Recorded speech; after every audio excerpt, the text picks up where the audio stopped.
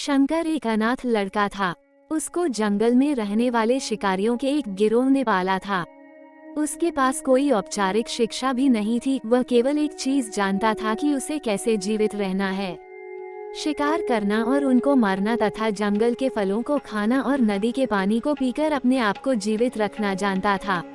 एक दिन वो अपना रास्ता भटक गया और उसने देखा कि कुछ लोग नदी के किनारे पर बने एक पत्थर की आकृति के चारों ओर जोर जोर से चिल्ला रहे हैं। कुछ लोग उस पर फूल, फल और नारियल चढ़ा रहे हैं।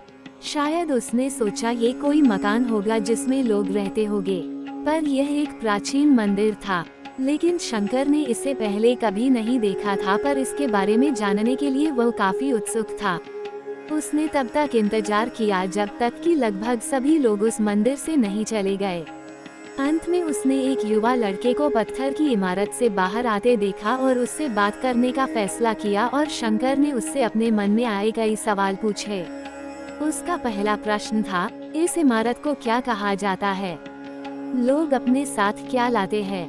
फिर उन चीजों को अंदर वाली इमारत में क्यों छोड़कर वापस आ जाते हैं? चीजों को अपने साथ लाना और उन्हें अंदर छोड़कर वापस चले जाने पर वह लड़का शंकर की अज्ञानता व मासूमियत पर बहुत ही हैरान था और उसके सवालों से चकित भी था।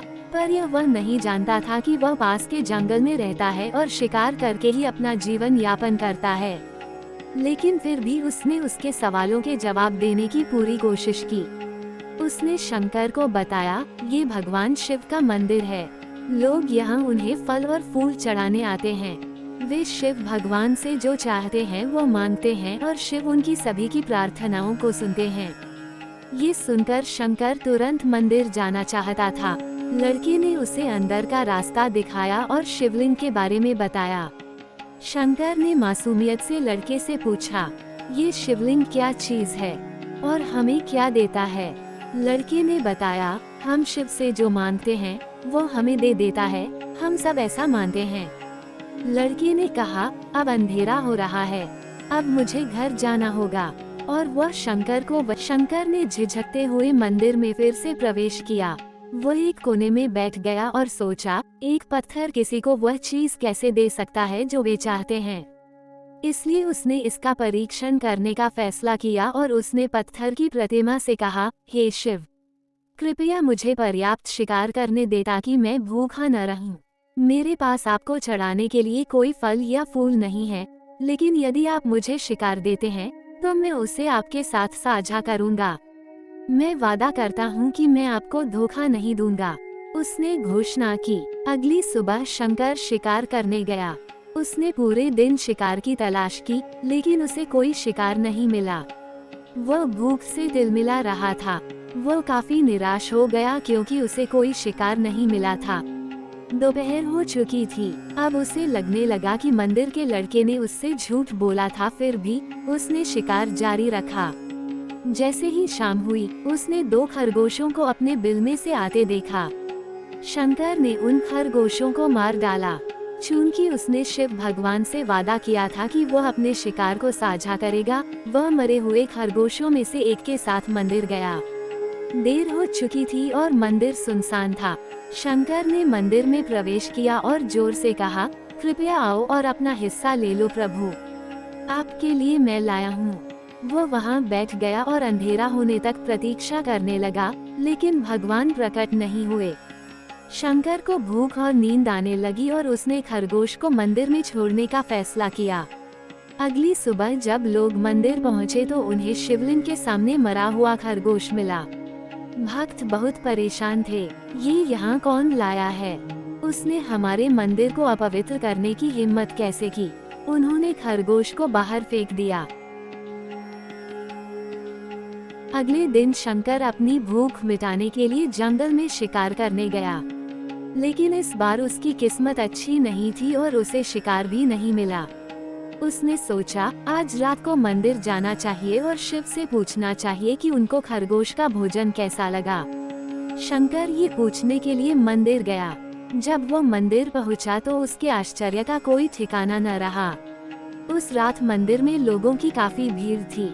शिवरात्रि की रात थी, लेकिन अबोध शिकारी लड़के को इस बारे में कुछ भी नहीं पता था।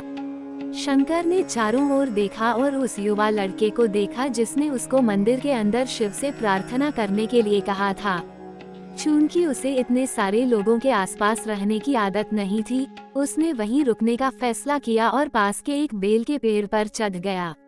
यह एक लंबा इंतजार था और समय बिताने के लिए उसने पेड़ से पत्ते तोड़कर जमीन पर फेंकना शुरू कर दिया। उसे अज्ञात पेड़ के नीचे एक छोटा सा शिवलिंग था जिसकी पूजा लंबे समय से नहीं की गई थी। शंकर के द्वारा फेंके गए बेल के पत्ते उस शिवलिंग पर गिरे। शंकर भजनों से मंत्रमुग्ध हो गया और धीरे धीरे साथ गाना और पंचाक्षरी मंत्र का जाप करना शुरू कर दिया। रात भोर में बदल गई और सभी भक्त मंदिर से चले गए। शंकर पेड़ से उतरा और मंदिर में प्रवेश किया। उसने देखा कि शिवलिंग की आंखों पर लाल निशान थे। वे कुमकुम के थे जो लोगों ने लगाए थे, लेकिन शंकर को यकीन था कि शिव को उनकी आंखों में परेशानी हो रही है। उसने शिव की खेदजनक स्थिति के रूप में जो कुछ भी महसूस किया, उसके लिए उसे बहुत दुख हुआ। वो उनकी मदद करना चाहता था। उसने सोचा, शिव यहाँ अकेले रहते हैं और बीमार होने पर उनकी देखभाल करने वाला कोई नहीं है। जब तक भक्त उनसे मिलने नहीं आते, उन्हें भोजन भी नहीं मिलता। शंकर ने एक रात पहले भक्तों को शिवलिंग पर जल चढ़ाते देखा था। प्रभु को ठंड लग रही होगी, शायद वे कांप रहे हैं, उसने सोचा। आखिरकार वे केवल पत्तियों से ही ढके हुए हैं। तो उसने शिव से पूछा, मेरे स्वामी, मैं आपकी क्या मदद कर सकता हूँ? शायद कुछ खाना या दवा। मैं आपकी सेवा कैसे कर सकता हूँ? शिव ने उसे कोई उत्तर नहीं दिया। शंकर ने सोचा, भगवान वास्तव में बहुत बीमार है क्योंकि वह अब उत्तर देने में भी असमर्थ हैं। वह तुरंत जंगल में गया, कुछ औषधियाँ जड़ी बूटियों को लाया और लाल निशान पर उनका लेप लगाया, लेकिन कुछ नहीं हुआ। उसने कहा, लगता है कि ये अंधे हो गए हैं। मुझे प्रभु को अपनी एक आंख देनी चाहिए ताकि वह ठीक हो जाए। ये निश्चित रूप से उन्हें खुश कर देगा।